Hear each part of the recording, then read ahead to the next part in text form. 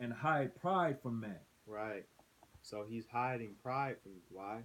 Because you don't understand that, well, people who aren't spiritual don't understand that the Lord is controlling everything that you're doing. You know? That's why you have to understand, when you do understand that he's controlling everything that you're doing, whatever happens in this life, okay, you have to have faith and understand that he's controlling that. He got you. You know what I'm saying? He's not gonna suffer you to slip if it's not according to his will. That's why you pray, you beg him. You know, we're supposed to be praying and asking him. You know, please, please let me get this job. Please let me be able to pay rent. And then once the prayer goes up, leave it at that, man. Have faith. Okay, go ahead, brother. Con. He keepeth back his soul from the pit, and his life from perishing by the sword. Right. He prevents you from certain evils falling upon you, man. Okay, and it may be in a creative way, in a way that you may not expect, but hey, he got it done. We're gonna be delivered well, scarcely, but also in a fascinating way. You know, only the Lord could think of something as creative as so-called UFOs or so-called alien ships. Beaming you up and saving you from the thermal. Hey, it all makes sense though. You know, we don't know exactly how, bro. We don't control anything. We don't even know if we're of the elect. We're of the hopeful elect. Okay, we're of the hopeful elect. The Most High chose certain men. We hope to be those men. Okay. Con. Yeah. So just to because we're gonna to prove the point, uh, things are still happening in the earth today as they always have from the foundation of the earth.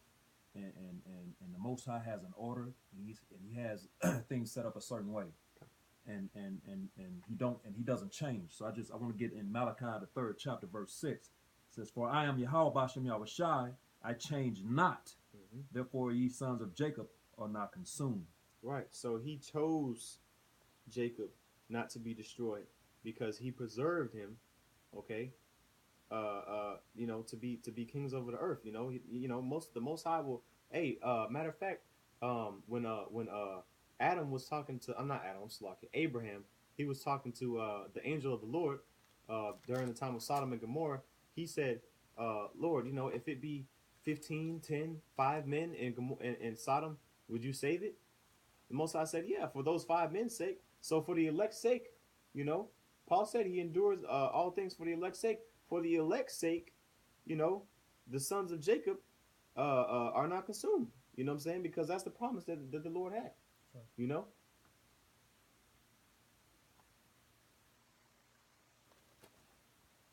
Next verse. Yeah, I'm ready to go. This is St. John 6:38. "For I came down from heaven not to do mine own will, but the will of him that sent me." Right. So this is Yahweh Shai speaking, man.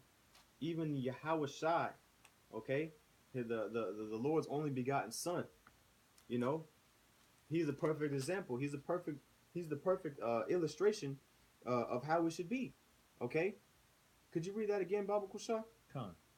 This is St. John's chapter 6:38.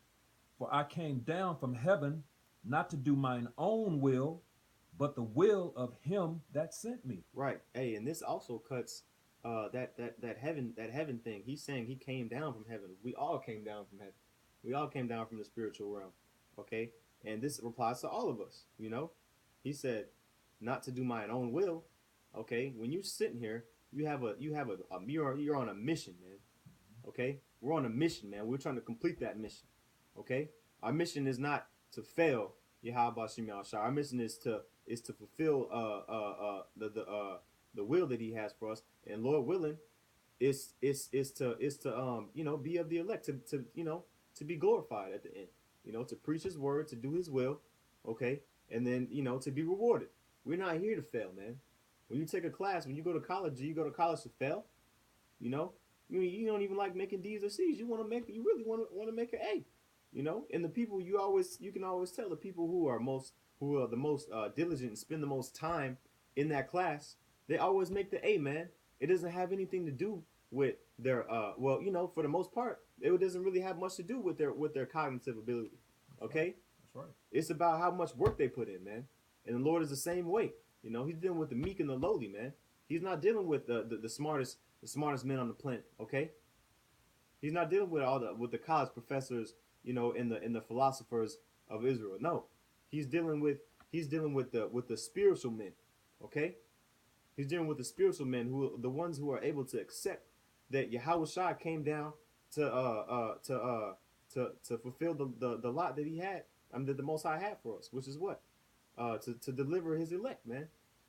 Yahweh came down for us. Okay?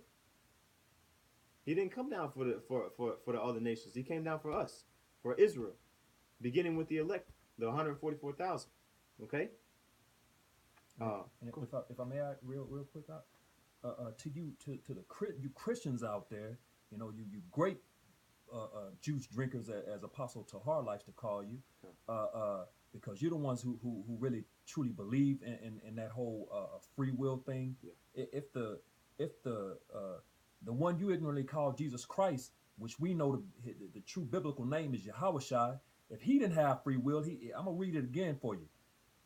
For I came down from heaven not to do mine own will, but the will of him that sent me. Right. He didn't come to do his own will, man. You know what I'm saying? Get that through your thick skulls. He came to do the will of the Father. So if he didn't have free will, if he didn't come to do his own will, because that's what the Christians will say, they'll say, well, Jesus came and changed everything. That's Old Testament, because we brought out in Malachi 3:6 that the Most High doesn't change. They like to say that, the world ignorantly calls Jesus Christ changed something. No, he didn't change anything. We just read it. He came to do not his own will, but the will of the Father who sent him. And as a matter of fact, if you read down, it goes into what the Lord's will is. Go ahead, brother. In verse 39. Verse 39. And this is the Father's will, which hath sent me, that of all which he hath given me, I should lose nothing. Who is that talking about? What is that talking about? All which he has given him. Yahushua he didn't even have no house. He didn't have no place to lay his head. He didn't have no riches. Okay? He didn't have no women. So what is this all that the Father give me that I should lose nothing? What is that talking about? That's talking about those sheep that he received, pursuing the John the 10th chapter. Okay? Okay, that's talking about the elect. Okay? That's talking about the elect. Beginning with, once again, his 144,000 men that were chosen from the foundation of the earth. Okay? Finish. Go ahead, brother. But should raise it up again at the last day. Right. And so we hope to be raised up with him. He was already crucified and resurrected. We hope to be raised up again at the last day. Are we not in the last days? At the last day, man. What's this talking about now? The prophecies are now. That's right. Okay? America, the chip, all that stuff is now, man. This is talking about right now. Putting that off from day to day, man. Return unto Yahweh Shem Yahushai. If you want some of this eternal life, you know what I'm saying? These living waters, this bread of life, hey, it's a short little pinch of pain compared to the reward that is to come, to those who endure. Okay? But only a certain amount of men are going to endure. I mean, if you receive this message, that message with a sound mind, wouldn't you say, oh, okay? I mean, if that was the case, everyone who wanted riches and wealth and fame and women, they would get it, man. They would do this work. But it's the will of the Lord, okay?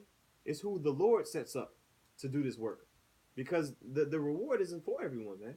That's right. Okay? Esau is getting his reward right now, okay?